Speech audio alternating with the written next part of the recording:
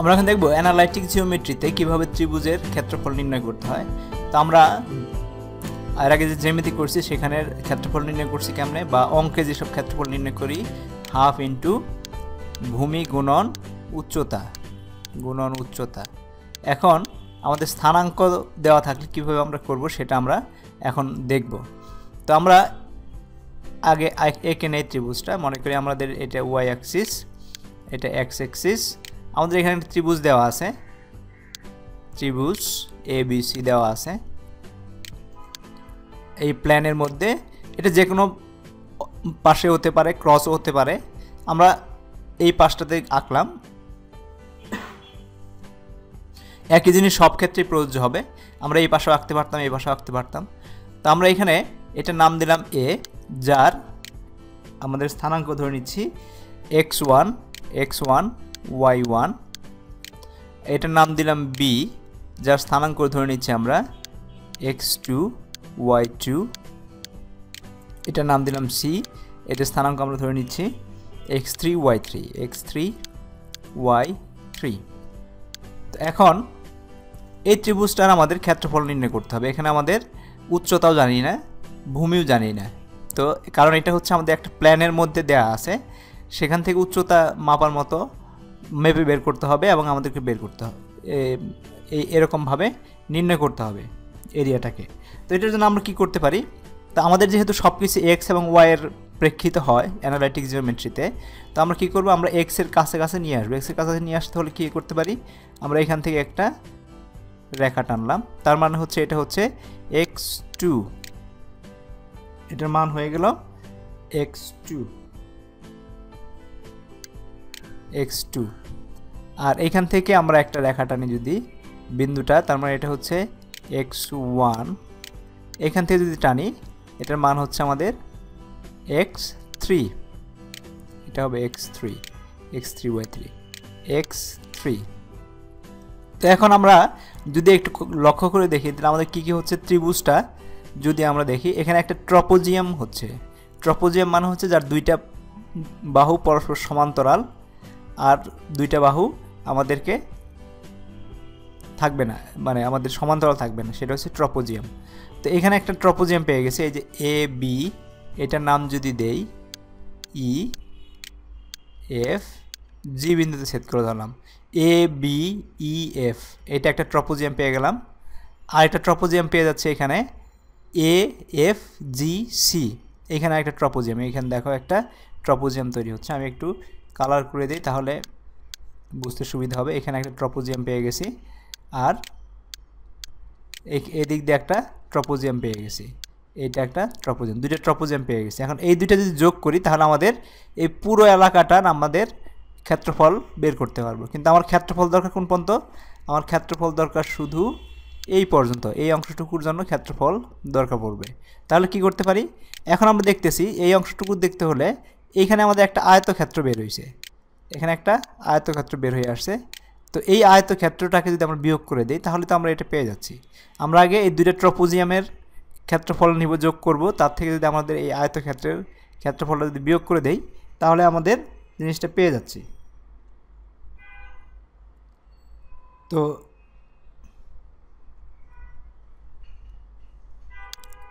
এখানে আমরা এই আয়তক্ষেত্রটাকেও আরেকটা ট্রপোজিয়াম হিসেবে ধরবো, কারণ এইরকম ত্রিভুজ এইভাবে হয়তো এখন মনে হচ্ছে আয়তক্ষেত্রের মতো, বা ত্রিভুজ যদি এরকম হতো তাহলে এখানে আমাদের আয়তক্ষেত্র হতো না, এখানে হয়তো আমাদের একটা ট্রপোজিয়ামই তৈরি হতো। কারণ এইটাতে এখান থেকে যখন লম্ব টানবো সেই লম্বটা অবশ্যই প্যারালাল হবে, মানে সমান্তরাল হবে, তার জন্য দুইটা বাহু সমান্তরাল আছে দেখে আমরা এটাকে ট্রপোজিয়াম হিসেবে ধরবো।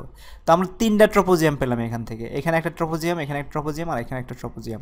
তো দুইটা ট্রপোজিয়ামকে সাথে যোগ করে তার সাথে যদি এই তৃতীয়টা বিয়োগ করে দেই তাহলে আমরা এই ত্রিভুজের আয়তক্ষেত্রটা পেয়ে যাব। তো ট্রপোজিয়ামের ক্ষেত্রফল আমরা কীভাবে জানি, ট্রপোজিয়ামের ক্ষেত্রফল হচ্ছে হাফ গুণন যে প্যারালাল বাহু দুইটা আছে এই দুইটা বাহুর যোগফল, সমান্তরাল বাহুর যোগফল, সমান্তরাল বাহুর গুলোর দুটোর যোগফল, বাহুর যোগফল, আর হচ্ছে গুণন সমান্তরাল বাহু, এই দুইটা বাহুর মধ্যে যে দূরত্বটা, এই যে দূরত্বটা আছে এই দুইটার এইটাতে গুণন করলেই হয়ে যায়। তার মানে সমান্তরাল বাহু দুইটির লম্ব দূরত্ব, এটা হচ্ছে লম্ব দূরত্ব। আচ্ছা, এখন এই প্রত্যেকটা ট্রপোজিয়ামের মধ্যে থেকে আমরা এখন বের করব যে আমরা কিভাবে নিতে পারি। তো এখন আমরা যদি ক্ষেত্রফল যদি নেই ত্রিভুজ ABC, তার মানে হচ্ছে এখানে আমাদের সমান্তরাল বাহু দুইটা কি আছে, আমরা হাফ লিখবো আগে, হাফ। সমান্তরাল বাহু আছে কি BE আর AF, এই দুইটা বাহু সমান্তরাল এই প্রথম ইয়েতে, তার মানে BE প্লাস AF, আর গুণন হবে কি, গুণন হচ্ছে আমাদের EF, এই যে লম্ব দূরত্ব যেটা আছে EF। ঠিক একইভাবে প্লাস আমরা যদি এই অংশটুকু ধরি, এখন এই অংশ ট্রপোজিয়াম ধরি, এই দুইটার সমান্তরাল বাহু কি কি আছে, আমরা হাফ লিখবো হবে, হাফ। সমান্তরাল বাহু হচ্ছে AF প্লাস হচ্ছে CG, গুণন হবে কি, গুণন হবে এই দূরত্বটুকু FG, আর মাইনাস এই ট্রপোজিয়ামটুকু যদি ধরি, যেটা আমরা হাফ লিখবো, আর এটা সমান্তরাল বাহু কি আছে BE প্লাস CG, এই দুইটা বাহু সমান্তরাল, ইন্টু এই দুইটার লম্ব দূরত্ব, এর লম্ব দূরত্ব কি E এবং G। তো এইভাবে আমরা লিখে ফেললাম। এখন আমরা যদি কনসিডার করি হাফ বিটা কি, বিটা মানে কি, বিটা মানে হচ্ছে এখান থেকে যদি ধরি BE হচ্ছে আমাদের এই x2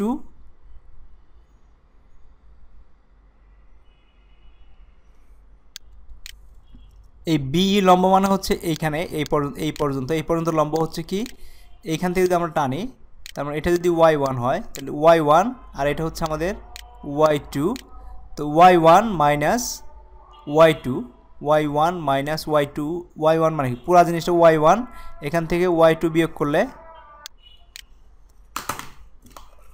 তো আমরা লিখতে পারি BEর পরিবর্তে y1 minus y2 plus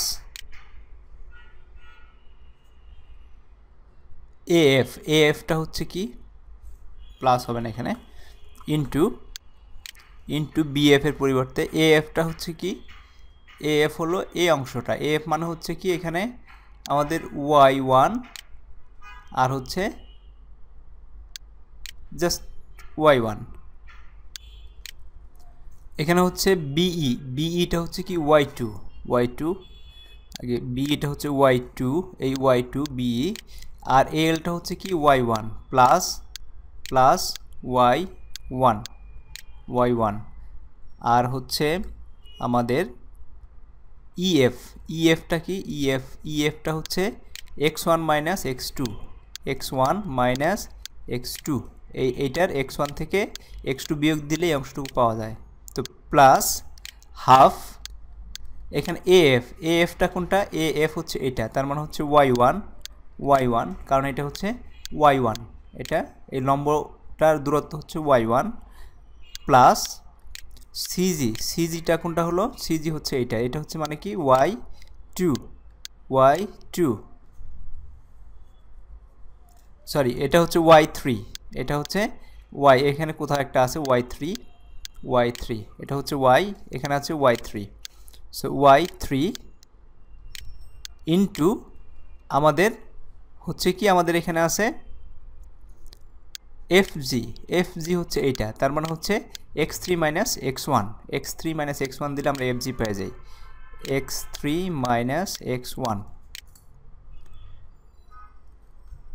minus এখানে হচ্ছে আবার হাফ, এখানে BEটা কোনটা, BEটা হচ্ছে কি y2 প্লাস আরেকটা হচ্ছে আমাদের এখানে আছে কি CG মানে হচ্ছে এই অংশটুকু, তার মানে y3 ইন্টু আছে আমাদের কি EG হচ্ছে এটা, EG মানে হচ্ছে কি এই পুরো অংশটুকু, তার মানে x3 minus x2, x3 minus x2। তো আমাদের এখানে পেয়ে গেলাম। এইটাকে যদি আমরা সিম্পলিফাই করি তাহলে হয়ে যাচ্ছে কি, আমরা লিখতে পারি এটাকে হাফ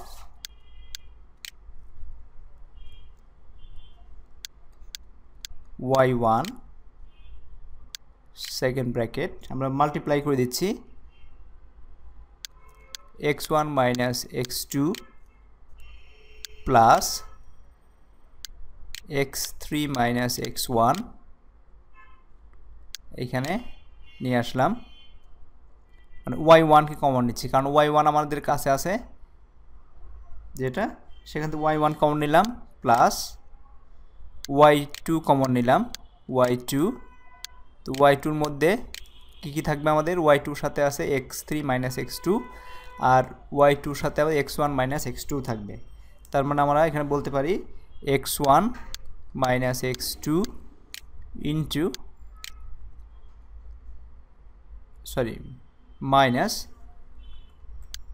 মাইনাস কারণ এখানে মাইনাস সাইন আছে, মাইনাস x3 মাইনাস x2 এখানে আমাদের সেকেন্ড ব্র্যাকেট নিলাম। তারপরে আবার প্লাস y3 কমন নিতে পারি, y3 কমন নিলে হচ্ছে আমাদের x3 কারণ y3 আছে কোথায় এখানে, আর এখানে x3 minus x2 minus x2 x3 minus x1 এখানে y3 এখানে আছে, আমরা x3 মাইনাস x1 নিয়ে আগে x1, তারপর হচ্ছে মাইনাস x3 মাইনাস x2 আমরা শেষ হয়ে গেল। তো এটাকে যদি আমরা সাজায় লিখি তাহলে আমরা পাবো এরকম ভাবে half x1 into y2 minus y3 plus x3 into y3 minus y1 plus x3 into y1 minus y2। এটা হচ্ছে আমাদের ফর্মুলা। আমাদের কোনো ত্রিভুজের তিনটা শীর্ষ দেওয়া থাকলে তার আয়তন আমরা এই ফর্মুলার মাধ্যমে বের করতে পারি। Half x1 into y2 minus y3 plus x3 into y3 minus y1 plus x3 y1 minus y2। এই ফর্মুলাটা যদি মনে রাখতে অসুবিধা হয় আরেকটা অপশন আছে, আমরা লিখতে পারি এরকম, আমরা একটা যদি লিখি 1 2 3 1 2 2 3 তারপর লিখতে পারি 2 3 1 তারপর 3টা আবার আগে আসবে 3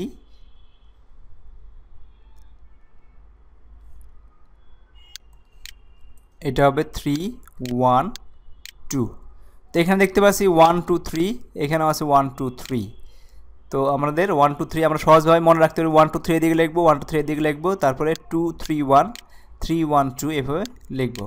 তো এটাকে যদি আমরা x ধরি আর এটাকে যদি আমরা y ধরি, y অপশন, এই দুইটাকে যদি y অপশন ধরি তাহলে আমরা ফর্মুলাটা খুব সহজে লিখতে পারি। কেমনে লিখতে পারি, হাফ এইখানে হবে আমাদের x1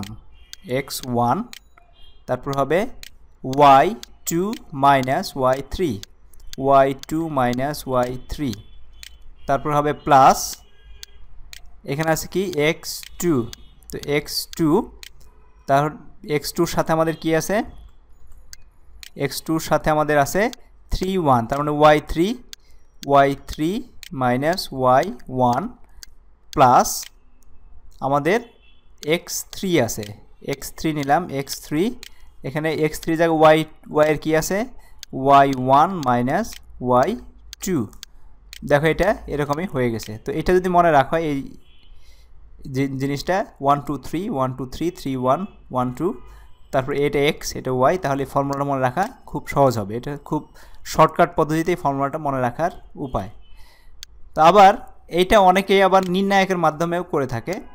নির্ণায়ক যারা অঙ্ক করে থাকে সেটা হচ্ছে এটা লিখে থাকে ত্রিভুজ এ বি সি, আমাদের টোটাল জিনিসটাকে আমরা লিখব হাফ, এইখানে লিখি আমরা x1 x2 x3, আবার এখান থেকে লিখি আমরা y1 y2 y3, এখানে যায় 1 1 1, এভাবে লিখতে পারি। অথবা ঠিক একই জিনিস আবার লিখতে পারি উল্টায়, যেরকম এখানে আমরা লিখতে পারি x1 x2 x3, এখানে লিখতে পারি y1 y2 y3 1 1 1, এইভাবে আমরা মনে রাখতে পারি। তো এখান থেকে আমরা কীভাবে বের করব, হাফ তো আছেই কমন, এখানে x যখন কনসিডার করব তার মানে এই লাইন বাদ, এরকম ক্রস মাল্টিপ্লিকেশন হবে এখান থেকে, তার মানে এখান থেকে ক্রস মাল্টিপ্লিকেশন এটা হবে, তার মানে হচ্ছে x1 নিলাম x1 into y2 minus y3, তারপর হচ্ছে প্লাস আবার x2কে যদি কনসিডার করি তাহলে এই লাইনটা ওমিট হবে আর এই লাইনটা ওমিট হবে, থাকবে এই দুইটা, তার মানে এখানে তো x2, এখান থেকে আমরা পাবো এটা y1 y3 মাইনাস y1, তারপর পাবো x3 তে এই লাইনটা ওমিট হবে x3, তো এখানে হচ্ছে আমরা থাকলো কোনটা, এই অংশটুকু থাকলো, তার মানে আমরা পাবো y1, এদিকে পাবো y1 মাইনাস y3। তো এইভাবে আমরা এই নির্ণায়কের মাধ্যমেও করতে পারি। তো এখন এইভাবে করতে পারি। তো সহজ পদ্ধতিতে মনে রাখার নিয়ম হচ্ছে আমাদের 1 2 3 1 2 3 2 3, এখানে 2 3 1 3 1 2, এইটা হচ্ছে আমাদের y, এটা হচ্ছে আমাদের x। এইভাবে আমরা ফর্মুলাটা মনে রাখতে পারি। তো এই সূত্রের মাধ্যমে আমরা যে কোনো ত্রিভুজের ক্ষেত্রফল নির্ণয় করতে পারি। Thank you very much.